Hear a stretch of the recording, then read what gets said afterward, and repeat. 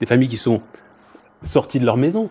Et derrière ce regain de violence se cache pas en réalité, mais en tout cas se présente la question de la colonisation illégale. C'est cette question-là qui n'est absolument pas réglée, sur laquelle la communauté internationale a complètement baissé les bras depuis des années et des années. Il est là le souci.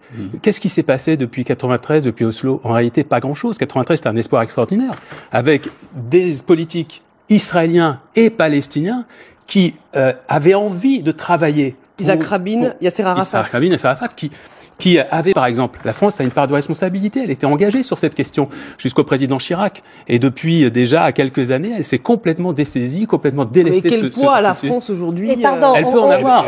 On parle du Hamas. Hein. On parle du Hamas. Non, je ne parle pas du Hamas. Moi, je parlais de la colonisation israélienne. Non, mais je ne parlais pas du Hamas. C'est bien le problème. C'est bien le problème, c'est que vous ne parlez pas du Hamas. Mais le Hamas, on peut parler du Hamas. Je le rappelle, est un mouvement... Non, revenez à la question. Est-ce que oui ou non, Israël viole le droit international? Sans le Hamas. Judith, ma question est très simple. Est-ce qu'Israël, oui ou non, viole le droit international? La question est très simple. La question est très simple. C'est ma question. Non, c'est peut-être d'autres questions, mais non. Israël ne viole pas le droit international. Je ne vais pas répondre aux ordres. C'est pas un non, c'est une question qui nous permet de poser le débat. Ensuite, on pourra dénoncer comme il se faut le Hamas, bien évidemment. Mais la question n'est pas la question est de savoir le peuple palestinien privé de certains de ses droits fondamentaux, privé de sa capacité à se déplacer, privé parfois de sa propre maison, de droits civiques qui ne sont pas les mêmes que les autres citoyens israéliens. Tout ça, c'est des questions qui aujourd'hui taraudent le peuple. Pardon. Et il est normal qu'il y ait des réactions.